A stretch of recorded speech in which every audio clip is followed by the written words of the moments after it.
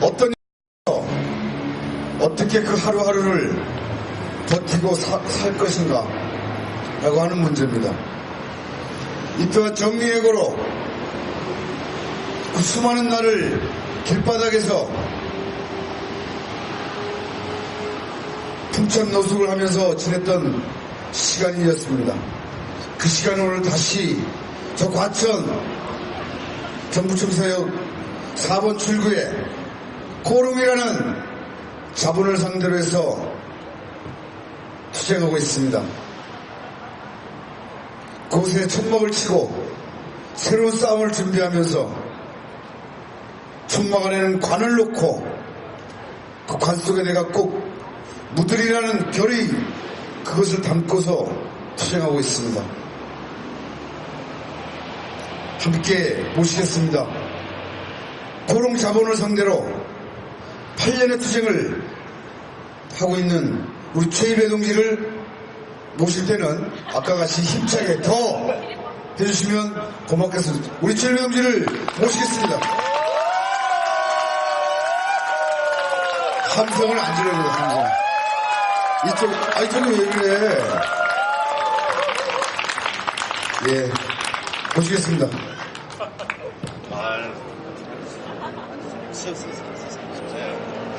서서 하는 게 습관이 돼가지고 앉지 않고 서서 하도록 하겠습니다. 오늘 제가 이 자리에서 드릴 말씀은 간단하게 요약을 해보니까 한 4가지 정도 됩니다. 본의 아니게 요즘 4가지가 대세인데 그것을 맞추려고 일부러 의도한 건 아닌데 어쨌든 준비하다 보니까 4가지 얘기를 제가 준비를 했습니다. 먼저 굉장히 많이 들었었겠지만 정리해고자를 바라보는 시선이 어떤 것인지 저 경험을 말씀을 먼저 드리도록 하겠습니다. 정리해고되고 나서 부당하다고 방송 틀고 선전하고 시위를 합니다. 그러면 지나가시는 분이, 특히 가천 본사 앞에 왔을 때 지나가신 시민분이 무슨 일로 이렇게 길에서 이 고생을 하냐고 물어봅니다. 그래서 정리해고 되었다고 억울하다고 얘기하면 굉장히 처근한 듯이 들으시면서 마지막에 던지는 얘기가 있습니다. 아무 잘못도 없는데 잘랐겠나. 뭔가 잘못한 게 있으니까 잘랐겠지. 회사가 꼭 필요한 사람을 왜 이유도 없이 잘랐겠느냐. 나머지 얘기는 듣지도 않습니다. 이것이 정리해고자를 바라보는, 물론 그것이 다는 아닙니다. 그리고 또 저희들 보면서 걱정이 되어서 염려해서 어떤 말씀을 하시냐면, 아직 나이도 젊은데 빨리 그만두고 다른 일자리 찾아보는 것이 더 맞는 것이 아니냐. 정말 걱정돼서 하는 얘기인데 빨리 다른 일자리 찾아봤으면 좋겠다. 조금이라도 더 젊을 때, 1살이라도 젊을 때. 근데 코롱에서 정리해고 됐다면 다른 데서 받아주지 않습니다. 코롱 정리해고자는 마치 전과자입니다. 이 땅에서 정리해고자는 전과자와 같은 취급을 받습니다. 평생을 그냥 정리해고 되었다고 그것으로 끝나는 것이 아니고 정리해고자로 평생을 살아가야 됩니다. 이것이 정리해고자의 삶입니다. 얼마 전에 천막에 어떤 분이 옆에 동기분하고 같이 천막에 들렀습니다. 그런데 이분이 술이 조금 되셔가지고 술 한 잔 한 김에 용기를 내어서 물어보니까 기분 나빠하지 말라고 하면서 저한테 물어본 게 있습니다. 이분이 전문 직종에 종사하시는 분입니다. 제조업 사업장에 근무하시는 분이 아니고 전문직입니다. 그래서 이분이 아무리 자기가 일하고 있는 일과 비교를 해봤을 때 도저히 이해가 안 된다고 얘기합니다. 자기가 하는 일에는 근무 연수가 쌓이면 쌓일수록 인정을 받는다는 얘기를 합니다. 기능으로서 전문직이기 때문에 일을 하면 일을 할수록 그 능력을 더욱더 평가받기 때문에 정말 일 잘하고 정말 능력 있는 사람 같으면 절대로 회사에서 내보낼 리가 없는데 기분 나빠하지 말고 물어보는 거라면서 그런 질문을 했습니다. 그래서 제가 그런 얘기를 했습니다. 전문직은 그럴 수 있을지 모르겠지만 대다수 노동자들이 일하고 있는 제조업은 그렇지 않다는 얘기했습니다. 설비가 자동화되기 전에는 전문직 제조업의 기술자들 그 기능이나 이런 것들을 인정을 받았습니다. 그래서 근무 연수가 쌓일수록 그 노하우를 인정을 받았습니다. 하지만 설비가 자동화가 될수록 기능은 의미가 없습니다. 오히려 연봉만 높고 자본의 입장에서 봤을 때는 눈에 가십니다. 설비가 자동화되어 있는 지금의 대다수 제조업 공정에서는 근무 연수 오래된 사람 오히려 회사는 눈에 가시처럼 보인다는 얘기를 했습니다. 그때서야 조금은 이해하겠다는 얘기를 하면서 자기 와이프도 그런 쪽에 일을 하는데 정리해고 얘기, 구조조정 얘기를 하길래 와이프라서 말은 못했지만 능력 없는 와이프인 줄 알았는데 그것이 아니었다는 얘기를 하면서 죄송하다는 사과를 했었습니다. 이것이 지금 대부분의 그냥 평범한 사람들이 쉽게 생각하는 정리해고는 3월달에 저희들이 시청 광장에서 희망광장이라는 이름으로 비정규직 정리해고 없는 세상을 위해서 투쟁하는 천막농성을 한 적이 있습니다. 아침마다 시민들이 지나갑니다. 현수막을 보고 자기들끼리 얘기합니다. 정리해고 어쩔 수 없는 거 아니냐고. 기업이 살려면 소수의 희생은 불가피한 것이 아니냐고 지나가면서 그렇게 얘기를 하는 걸 들었습니다. 그것이 지금 이 땅의 현실이라 생각합니다. 가정적으로도 뭐 굳이 말하지 않아도 어느 정도인지 짐작이 갔을 겁니다. 집사람이 12시간 일을 합니다. 그런데 휴일이 없습니다. 토요일 일요일 없이 계속 일을 하는데 어느 날은 저한테 하소연을 합니다. 8시간만 일하고 일요일 하루만큼은 쉬었으면 좋겠는데 그것이 나의 과도한 욕심이냐고 저한테 따지듯이 물었습니다. 할 말이 없었습니다. 이웃의 주민들은 그런 얘기를 합니다. 딸 이름이 은빈인데 은빈이 엄마, 은빈이 아빠 너무 무책임한 것 아니냐고. 이제 그 정도면 은빈이 엄마 괴롭힐 만큼 괴롭혔는데 아직까지도 그렇게 길거리에서 거짓을 하고 있냐고 이웃 주민들이 얘기를 합니다. 이것이 정리해고자로 살아가는 삶입니다.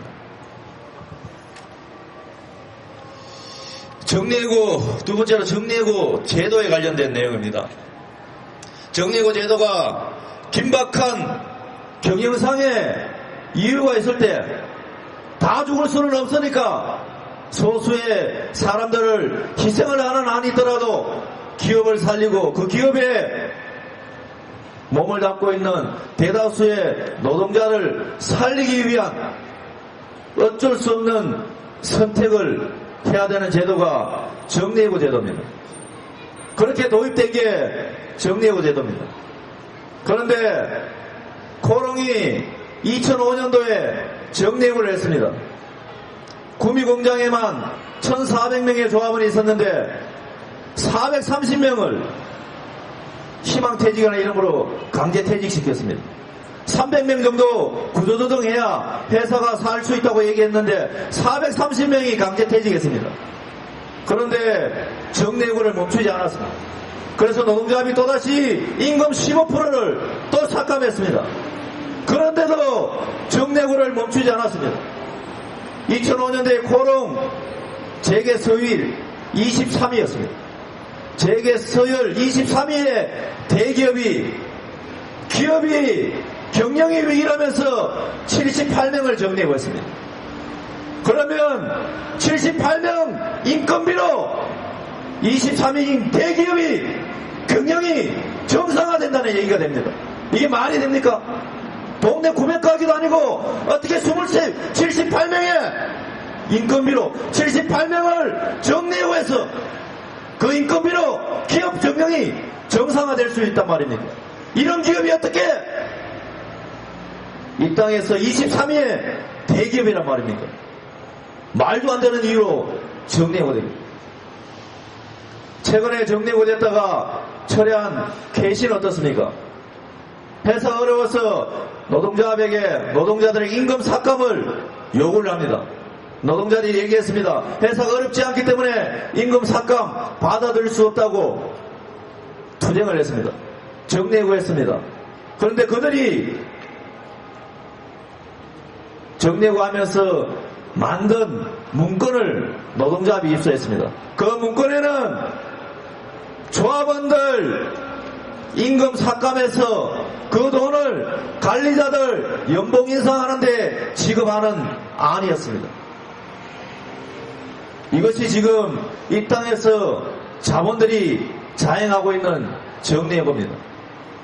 기업이 경영이 어려워서 정리해고를 자행하는 것이 아니고 정리해고를 통해서 더 많은 착취를, 더 많은 이윤을 챙기기 위해서 자본이 자행하는, 그래서 그것을 하기 위해서는 가장 가시인 노동조합을 박살내야 됩니다. 노동조합을 없애야 됩니다. 그래서 지금 현재 자본의 정리해고는 긴박한 경영상의 정리해고가 아니고 자본의 착취 이윤을 더 많이 노동자들을 착취하는데 걸림돌이 되는 노동조합을 없애기 위한 목적으로 정리해고가 자행되고 있습니다. 세 번째 말씀드리고 싶은 건, 그러면 그렇게 자본들이 눈의 가시처럼 생각하는 노동조합이 과연 저들의 말처럼 필요악적인 존재인가? 코롱의 예를 한번 들어보도록 하겠습니다. 코롱이 2000년도에 17일 동안 파업을 했습니다. 그전에는 코롱이 임금 단체 교섭 진행되면 무조건 임금 인상만 요구를 했습니다. 임금 인상 외에는 관심이 없었습니다. 하지만 2000년도에 노동조합의 요구는 이제 더 이상 임금으로 장난치지 말고 구미공장에도 설비 투자를 해서 신규 투자로 인한 고용 창출을 요구를 하는 싸움을 해야 된다는 그런 판단으로 17일 파업투쟁을 했습니다. 그 파업투쟁 승리로 끝이 났습니다. 그래서 회사가 어쨌든 구미공장에 신규 투자를 했습니다.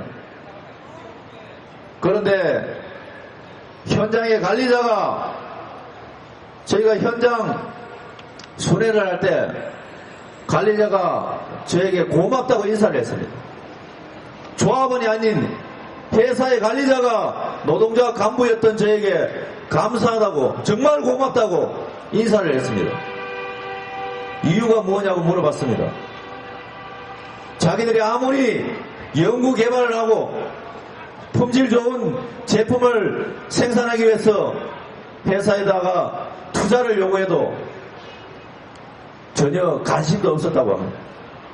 그런데 노동조합이 파업을 해서 회사에 신규 투자, 고용 창출 요구를 하니까 그때서야 회사가 투자를 했다고, 그래서 노동조합에게 고맙다고 인사를 했습니다.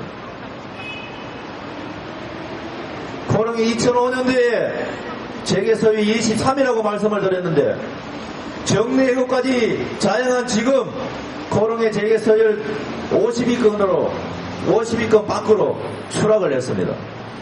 이것이 무엇을 얘기하는 겁니까? 자본이 제대로 경영할 수 있도록 때로는 견제를 하고 질책을 하고 노동조합이 회사를 위해서 상생의 파트너가 될 수 있다는 것을 저는 간접적으로 보여주는 거라 생각합니다. 그리고 마지막으로 한 가지만 더 드릴 말씀은, 지금 이 자리에 우리 대학생 동지들이 얼마나 와 계실지 모르겠지만 저는 특히 대학생 동지들에게 오늘 이 자리를 빌어서 드리고 싶은 말씀이 있었습니다. 저는 참고로 대학교를 안 나왔습니다. 저는 고등학교 졸업 출신입니다. 그런데 왜 제가 이 자리에서 그런 말씀을 드리고 싶었냐면 제가 알기로는 대학이라는 것은 정말 더 많은 학문을 배우기 위해서 가는 곳이 대학으로 알고 있습니다. 그런데 지금의 대학은 모르겠습니다. 제가 이런 말씀 드리면 그것을 동의하지 못하는 학생 동지 계실지 모르겠지만 제가 바라본 지금의 대학은 취업하기 위한 공장입니다. 직업 훈련소 같은 그런 느낌이에요. 오로지 좋은 직장 가기 위해서 좋은 직장 가기 위한 이유만으로 대학을 가려는 그런 모습들을 많이 보는 것 같습니다. 제 느낌이 그렇습니다.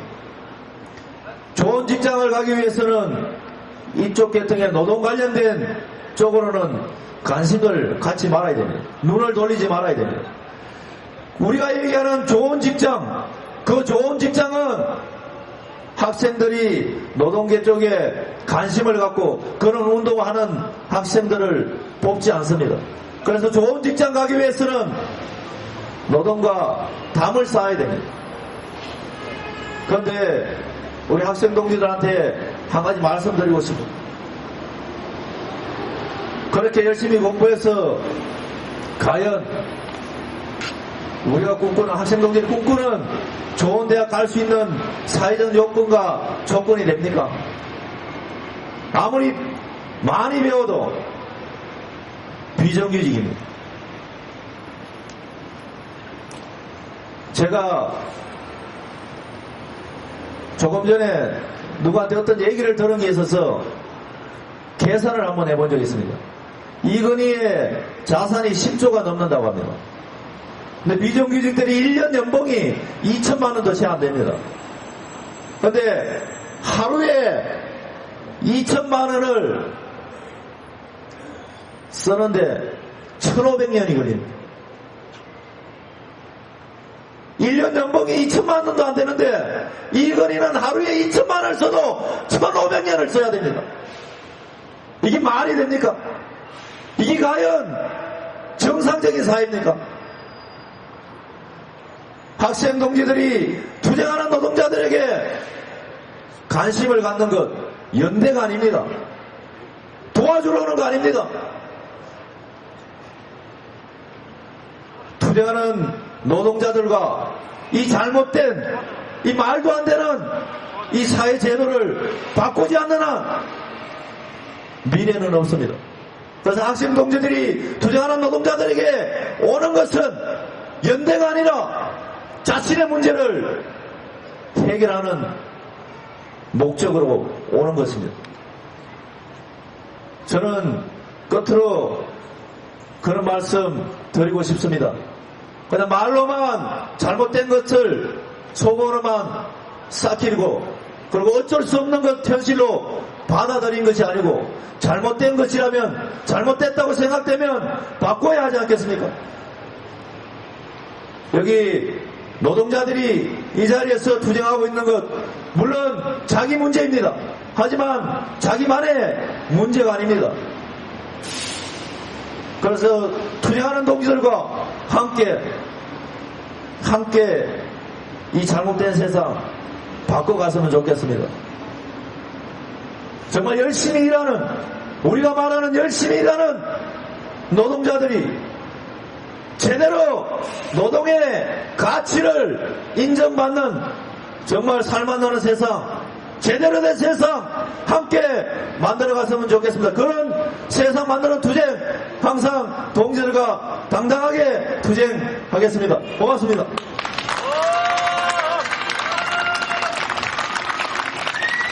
거기 앉으세요. 가시면 안 돼요. 이렇게 잘 들었으면 담내를 그렇게 하면 안 된다고 그랬잖아요. 자, 파도 타기는 안 하고 박수 타기를 한번 해요. 박수를 팝니다. 시작! 쭉! 좀 말을 좀 이렇게 해주셔야 그래야 우리 8년 투쟁에 인생의 역사를 여러분들 이건 어디 가서 들을 수도 없어요. 이건. 이 대학문에서만 들을 수 있는 살아있는 전설의 얘기를 듣는 겁니다. 맞죠? 궁금하신 분들 있으면 질문 받겠습니다. 아까 공작가님들 질문 많았더만 왜 이래? 가족은 어떻게 됐는지 뭐 이런 거 궁금하지 않아요? 그렇지, 저쪽에 마이크 쭉 가보세요. 갈 때까지.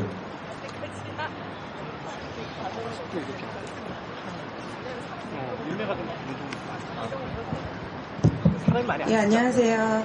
저는 어떻게 보면 오늘 박원순 시장님을 지금 만나러 왔다가 저희 집이 고파발에 있는 은평구 뉴타운 거기 시프트에 제가 살고 있어요. 저희 남편은 지체장애 상급이고요. 저는 숭실대학교 대학원 석사까지 했지만 그 시프트에 산다는 이유만으로 관리소장한테 욕을 바가지로 쳐먹고 애들 있는 엄마가 웬만하면 집에서 그냥 국으로 자빠져 있지 어디서 비록 처먹으려고 왔냐 이런 얘기를 듣고 아니 이게 지금 무슨 대한민국에 무슨 이거 개벽을 하려고 그러나 이거 무슨 쥐새끼가 요술을 했다고 하더니 이게 무슨 말도 안 되는 소리야 이러고 계속 하다가 6월 8일날 그런 욕을 6월 7일날 그런 욕을 처먹었는데 오늘까지 여기까지 오도록 실상적으로 저한테 욕을 한 사람은 미안하다고 사과를 하지 않고 다른 사람들만 저한테 웬만하면 찾고 넘어가라고 지금 얘기를 해서 저도 지금 부선 고법에 계시는 판사님 그런 분들이 지금 정치적인 희생양이 돼서 나가야지 되는데 할 말을 하지 못하고 말을 하고 싶은데 입을 닫아버리고 귀를 막아버리고 꼬리가 6개가 달리고 귀는 막아버리고 쥐새끼가 요술 부린다고 해서 지금 여기까지 왔는데요. 시청을 찾는데 제가 1시간이 걸렸습니다. 전 저기가 시청인 줄 알고 있었어요. 39년 동안. 그런데 시청이 저쪽으로 바뀌었대요. 시청이 저쪽으로 바뀐 것도 아무도 모르시고요. 제가 39년을 살아왔다고 하면 제가 39인데 제가 갑인년 74년 호랑이띠고요. 저는 대신에 92학번인 73년 아이들이랑 학교를 같이 다녔어요. 어떻게 보면 저도 하나의 그 정치적인 희생양이라고 할 수가 있는 게 학력고사 뭐 이런 거 마지막 세대였는데 저희 다음 아이들도 마지막 세대라고 해서 저희 아버지가 제 생일을 마음대로 뒤바꿔 놓으셔가지고 요번에 수원지법으로 생일 전전까지 제가 신청을 했어요. 생일 전전 신청을 하고 났더니 그때부터 이상한 일들이 저한테도 수없이 많이 생겼고 저도 뭐 종교도 여러 가지이긴 했지만 지금 저기 수녀님들이 앉아 계시지만 지금 교리 공부하고 있고요. 저는 저 하늘 위에 있는 하느님이 정말 저희를 지켜주신다고 생각을 하고 있었는데 요새는 이분이 우주를 팽창시키느라고 우리를 너무 돌보지 않나 이 생각을 많이 하고 있어요. 하지만 저희가 모두 한 마음으로 한 뜻으로 요술을 부리는 쥐새끼를 몰아낸다고 기도를 하면 분명히 하늘에 계시는 그분은 들어주십니다. 저희가 하늘이 없다고 생각한 그 순간 저희가 어떻게 보면 하늘을 쳐다보지 않은 그 순간 저희가 이런 지옥에 살고 있었는지도 몰라요. 하지만 지금 살고 있는 이곳이 지옥이 아니라 지금 쥐새끼가 자기가 하고 있는 짓을 모르는 그게 지금 지옥이고요. 저 사람은 영혼이 없는 사람이기 때문에 분명히 살아도 산 게 아니고 죽어도 죽은 게 아닌 그날이 분명히 옵니다. 커트 시켜줘요. 머리 뭐 비상에 잘라가지고 뭐 질문을 하시지 않으니까 뭐 자꾸만 이상한 말씀을 하셔야지 곤란하게 만들어요. 이따가 그거는 여기다 우리 이제 이렇게 억울하면 북 두드리는 걸 뭐라 그래? 뭐라 그래 그거? 네? 신문고를 한번 만들어서 해야겠어요. 밤마다 둥둥 여기 있는 저 대한민국 북을 좀 빌려갖고 어떻게 하는 방법을 찾겠습니다. 다음에도 궁금하신 예.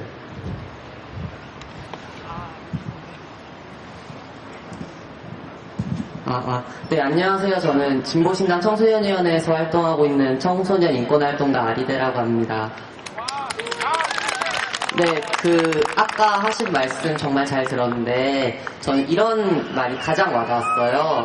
지금 여기 학생 동지분들이 오시는 것은, 이렇게 뭔가 불쌍해서랄까? 아니면 뭐 동정해서 이렇게 오는 거다? 아니면 무슨 여러 가지 이유가 있겠지만, 이렇게 연대하러 오는 거다라고 하는 게 자신의 문제로, 그러니까 이게 결국은 자신의 문제이기 때문에 자신의 문제를 해결하기 위해서 오는 거다라는 말에 저는 정말, 동의를 하는 바예요. 저도 항상, 이런 쌍용차나 이런 게 제 문제라고 생각하고, 강정도 제 문제고, 쌍용차도 제 문제고, 재능도 제 문제고, 다 제 문제이기 때문에 저는 연대를 하고 함께 바꿔나가야 한다라는 생각을 하고, 이런 모든 문제들, 그러니까 이런 말이 있잖아요. 가장 사적인 것은 가장 공적인 것이다. 그런 말이 있는 거죠. 그러니까 누군가가 해고를 당해서 길거리에 나앉았다면, 그것은 그 사람 한 명의 문제로 보일 수도 있죠. 하지만 그 사람이 내가 해고가 당해서 돈이 없고 너무 힘들어 라고 하는 것이 어떤 수많은 다른 해고자분들에게도 이렇게 연결될 수 있는 문제라면 그것은 굉장히 공적인 문제인 거고, 그것은 이 사회가 함께 풀어나가야 하는, 그러니까 그 누구도 거기에 대해서 함께 싸워준다라기보다는 내 문제이기에 함께 싸워준다라는 생각으로 함께 오는 것이라 저는 생각이 됩니다. 네, 그리고 이제 질문을 드리고 싶은데요. 아까 8년 투쟁이라고 말씀을 하셨는데, 제가 사실은 18살이에요. 중졸인데. 저는 중졸인데요.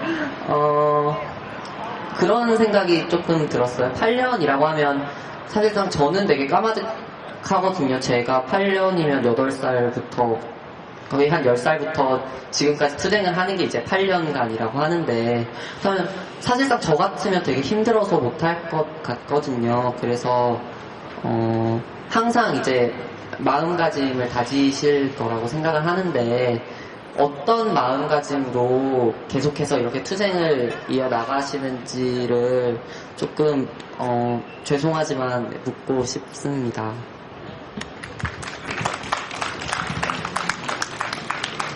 예, 두 가지를 말씀드릴 수 있는데, 첫째는 솔직히 말씀드려서 상대가 있는 싸움에서 상대인 코롱자본이 이 문제를 해결하려고 교섭이든 아니면 대화든 이런 창구로 나오지 않았기 때문에 시간이 길어진 것이 첫 번째고, 두 번째는 제가 재능에서 그런 얘기를 한 적이 있는데, 코롱이 흔히 얘기하는 귀족 정규직 노동조합입니다. 근데 귀족 정규직 노동조합으로 제가 정상적으로 일을 할 때는 옆에 있는 동료들 저는 쳐다보지도 않았습니다. 그리고 노동조합이 예를 들어서 학교 급식부 문제다 이런 걸로 투쟁을 하면 노동조합이 왜 그런 것을 해?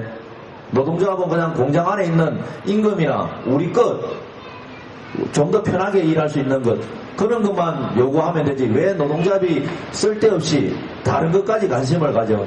이는 우물함께 우리 생활을 했던 거죠. 그래서 그것이 지나고서 나서 보니까 너무 후회가 되는 거죠. 금방 학교 급식비 예로 공장 안에 근무하고 있는 자녀들 다 학교 다니잖아요. 그죠? 그럼 학교 급식비 문제가 같은 노동자인 내 자녀의 문제인 거예요. 그런데 우리는 공장 안에 있을 때는 그것은 사회적인 문제고, 공장 안에 일하는 흔히 얘기하는 노동자들은 그냥 우리 것만, 우리와 관련된 것만 관심 가지면 돼.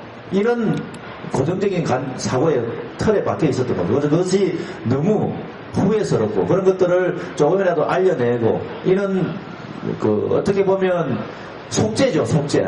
그런 마음으로 왔고, 그 다음에 오면서도 주위에 또 동지들, 지금 아마 장기 투쟁하는 동지들 대부분 다 그렇게 느낄 건데, 정말 너무 소중하고 고마운 사람을 너무 좋은 사람들을 많이, 오히려 해고되고 나서 정말 좋은 사람들을 너무 많이 만났어요.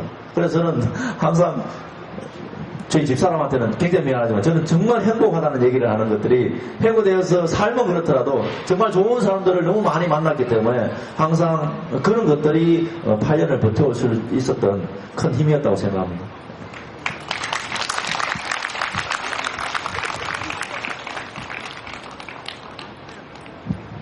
예.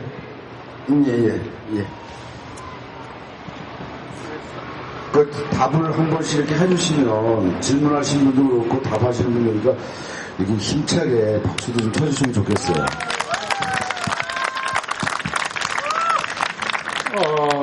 쌍용 자동차도 마찬가지일 거고요. 공도 마찬가지일 것 같습니다. 정리해고를 할 때에 그 기업 쪽에서는 그 정리해고하는 그 사람들을 선택할 때 어떤 기준을 가지고서 사람을 선택하는지 한번 여쭤보고 싶고요. 해고된 사람들을 예를 들어서 복직을 시킬 때에 복직시키라고 그렇게 계속 이야기하고 투쟁하지 않습니까? 어떤 것이 이루어지면 복직시킬 수가 있을 것 같습니까? 이해가 되십니까?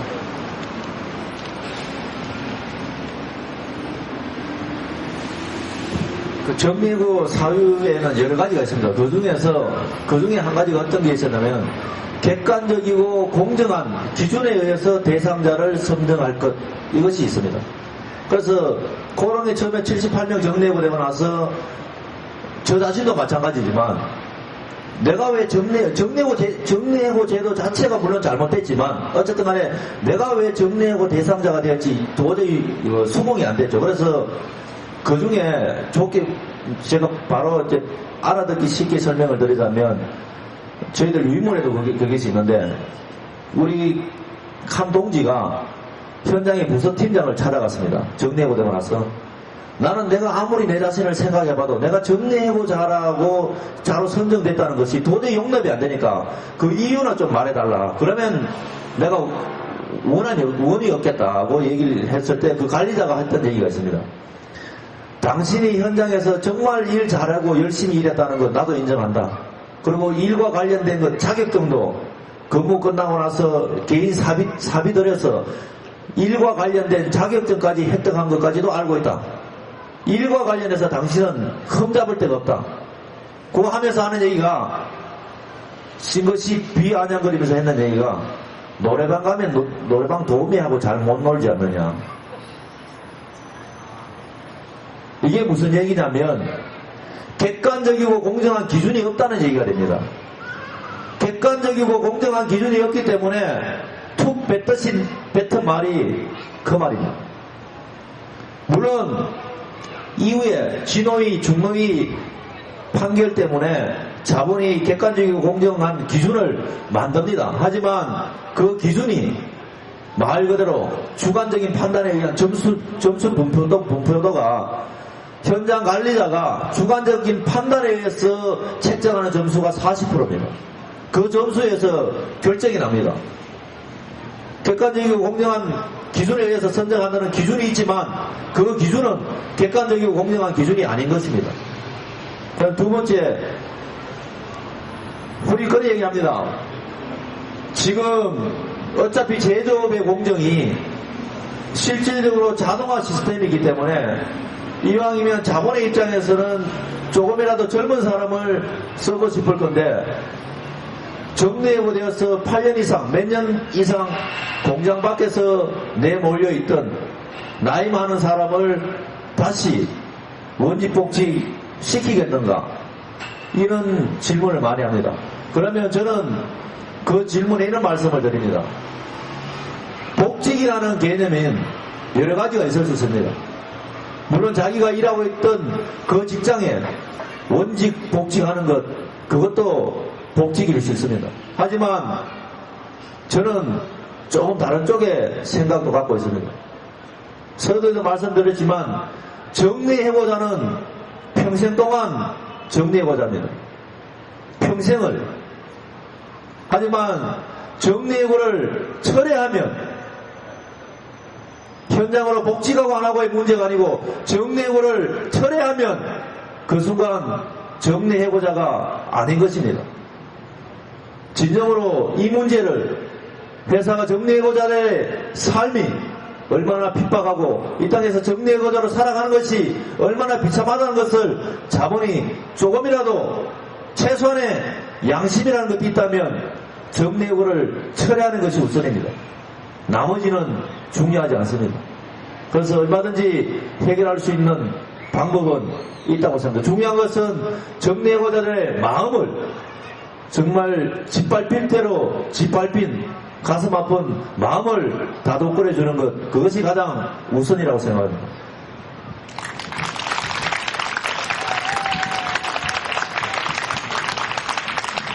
(8년) 싸움을 이렇게 말씀이 나올 수가 있는 거고, 이 가슴에서 느끼는 것들이 나오는 겁니다. 아주 또 그래도 궁금해서, 예, 저쪽에 마이크 좀 갖다 주세요. 예. 오늘 이 자리는 우리 공지영 작가님을 비롯해서 코롱의 최일배 동지와 함께 세상이 느끼고 있는 정리해고에 대한 문제를 우리 일반 시민들과, 지나가는 시민들과 함께 공유하는 자리입니다. 지금은 최일배 동지의 강연을 듣고 질문하는 시간입니다. 예, 시작해 주십시오.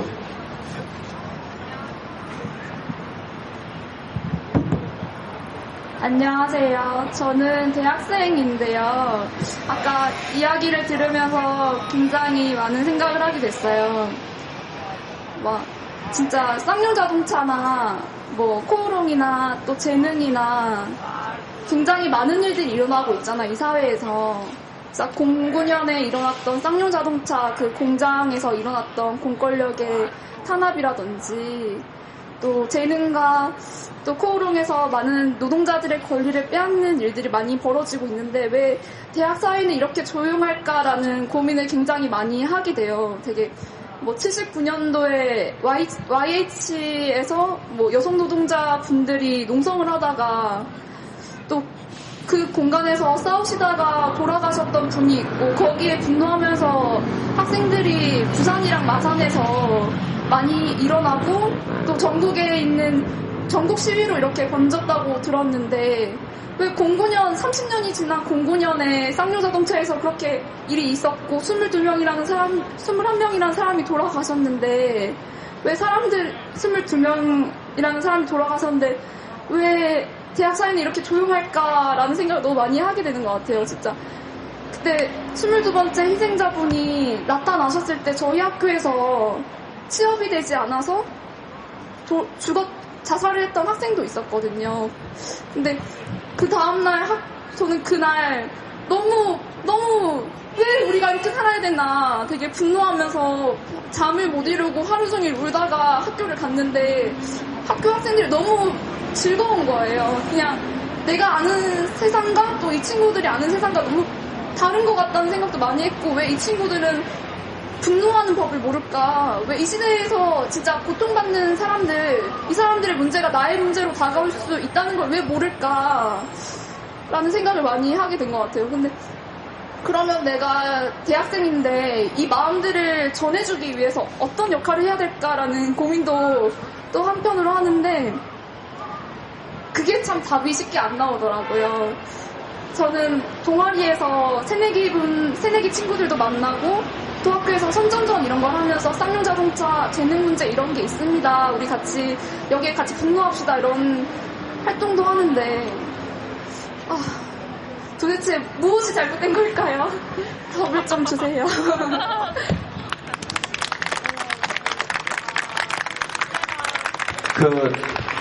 흔히 노동자에서 그런 얘기를 합니다. 아무리 많은 교육보다는 투쟁 속에 답이 있다는 얘기를 하죠. 투쟁의 현장 속에. 그게 무슨 얘기냐면, 실질적으로 저희들도 마찬가지입니다. 저희들도 이제 정리해고 사업장인데, 정리해고와 비정규직 문제가 전혀 다른 문제가 아닙니다. 아닌데, 불과 한 2년 전만 해도 정리해고, 비정규직 문제를 갖고 공동투쟁을 하면, 정리해고자인 사람들은 뭐야, 비정규직 싸우면 왜 정리해고자가 같이 싸워? 그럼 비정규직 문제는 또 비정규직 단위만 싸워야 되는 거고, 정리해고자 문제는 정리해고자만 싸워야 되는, 이렇게 각각이 갈라져서 투쟁을 했었어요. 그것도 공동투쟁이라는, 제목도 비정규직 공동투쟁이에요. 그런데 어쨌든 원래 비정규직 정리해고 없는 세상 이러면서 희망 발걸음 희망 광장이 투쟁을 했습니다. 그러면 가장 중요한 것은 이제 투쟁을 각각 나눠서 하는 거예요. 그리고 비정규직 정례 없는 세상을 함께 모아서 투쟁을 해보니까 그때서야 비로소 비정규직 문제와 정례금 문제가 전혀 다른 것이 아니구나. 각각 떨어져서 싸울 때는 각각 다른 문제인 줄 알았습니다. 그런데 같이 모아서 싸워보니까 그 현장에서 함께 얘기를 나누는 그 과정 속에서 이것이 결코 다른 문제가 아니었구나. 정말 안타깝게도 그 현장 속에서 그걸 느꼈어요. 그러면 결국은 답은 현장에 있다는 거죠. 그래서 아까 학생 동지나 이런 분들을 아무리 설명을 해도 설명하기도 어렵고 이해하기도 어려워요. 가장 중요한 것은 이 투쟁하고 있는 이 현장을 어떤 방법으로든 함께 모아내고 만들어내는 것. 그래서 그 속에서 답을 찾아가는 것. 그것이 정답이고, 부끄러운 얘기로 집사람이 제가 서로 얼굴 볼 시간이 그렇게 많지 않다 보니까 집사람하고 대화하는 시간이 굉장히 없는데 애들 학교 관련해서도 잘 논의를 안 하는데 얼마 전에 처음으로 와이프가 어떤 얘기를 하냐면 이제 아들이 중학교 1학년인데 아들을 구미에 있는 전자공고로 보내서 그 아들이 삼성전자에 입사하도록 만들겠다. 그런 얘기를 해요. 그게 뭔 얘기냐면 열심히 공부시키면 좋은 회사 보낼 수 있다. 근데 예를 들어서 삼성전자에서 어떤 노동 탄압이 벌어지고 있고 어떻게 목숨을 잃는 사람들이 있는가, 이런 것들에 대한 서로 간의 공유나 소통, 이런 것들이 제가 하지 못하다 보니까 그런 얘기를 하는 거예요. 그런데 만약에 제가 집에 같이 얘기할 수 있는 시간이 많아서 집사람과 삼성전자가 어떤 것인지에 대해서 정말 진솔한 얘기들을 했었다면 저는 그런 얘기를 하지 못했거든요.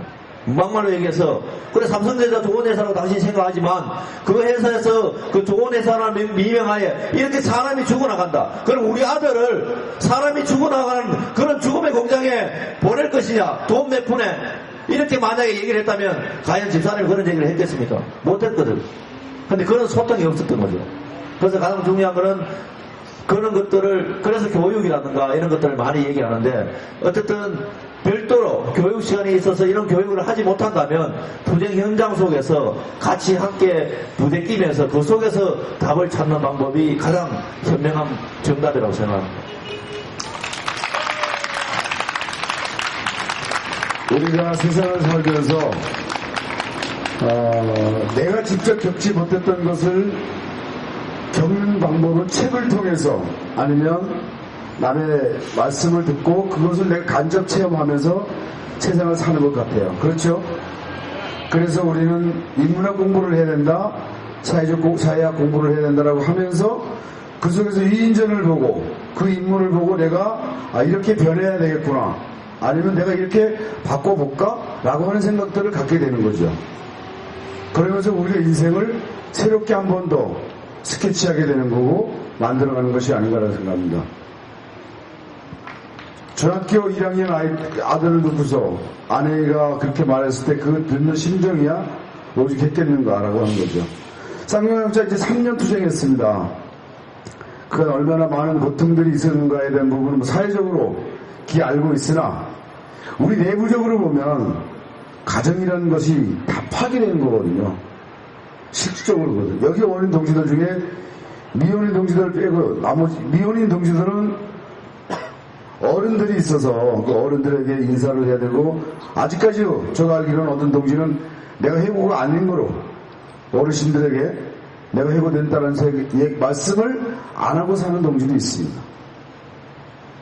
또 결혼을 해서 가정을 꾸미고 있는 동지는 그 아내와 아이들에게 그 가정의 소중함이 깨지지 않기 위해서 부단하게 고민을 하고 부단하게 갈등을 빚으면서 하루하루를 살고 있죠. 그런 것이 정리해고자 문제가 아니라 해고자들의 삶이라는 것이죠.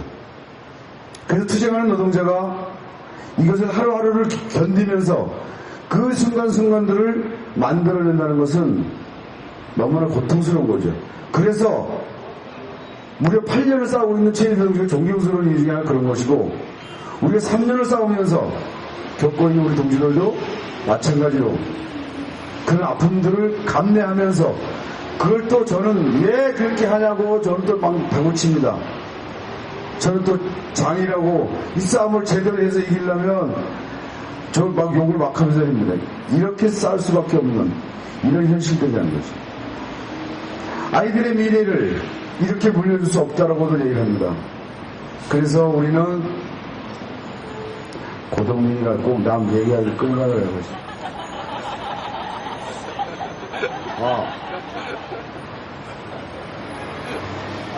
얘네들이 뭐 장난하나 지금. 예. 나가보자.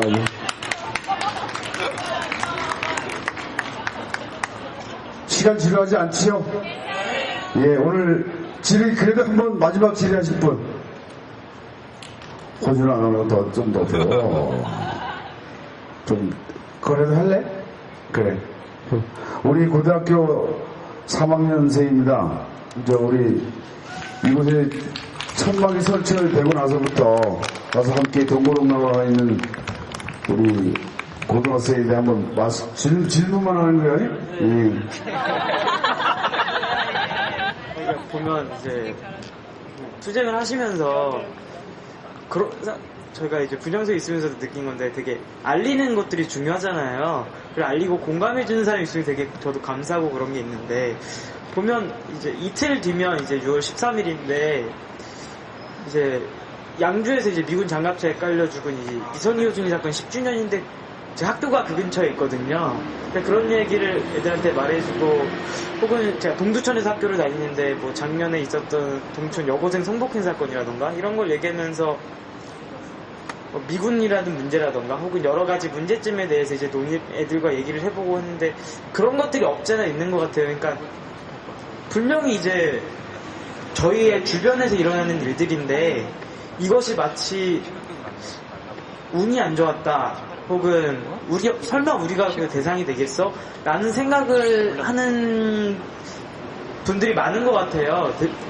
되게 많은 것 같거든요. 그러니까 그런 거에 대해서 어떻게 생각하시는지랑 또 이제 첫 번째가 두 개인데 하나는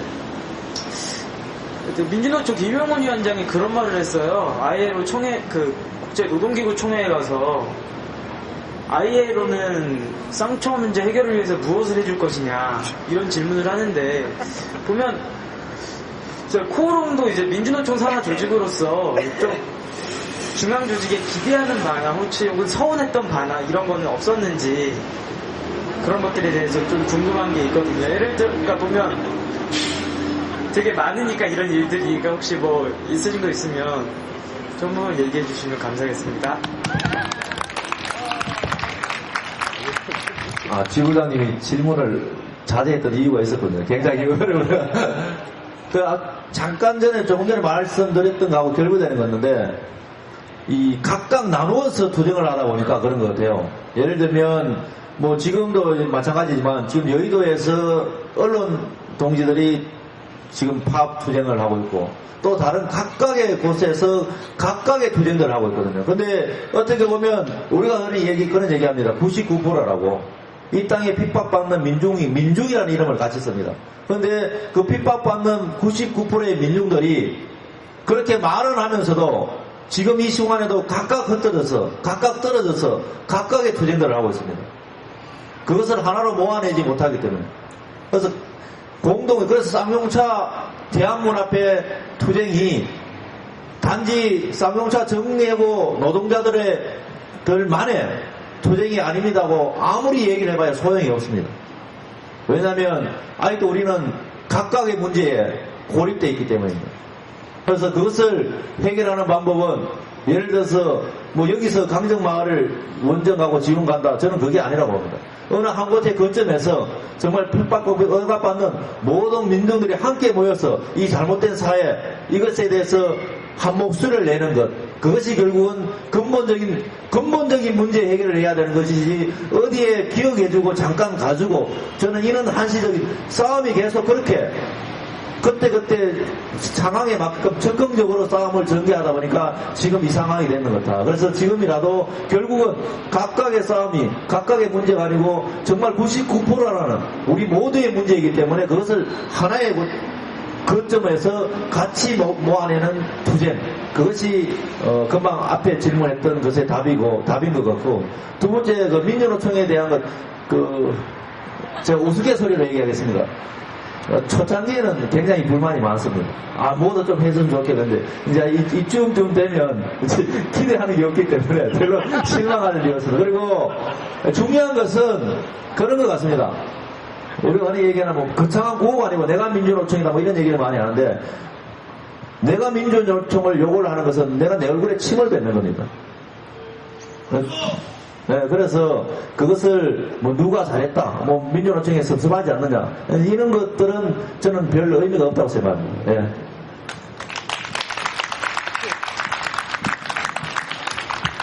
예, 지루하시다고 생각되시는 분 박수 한번 쳐보세요. 지루하신가? 집에 가세요.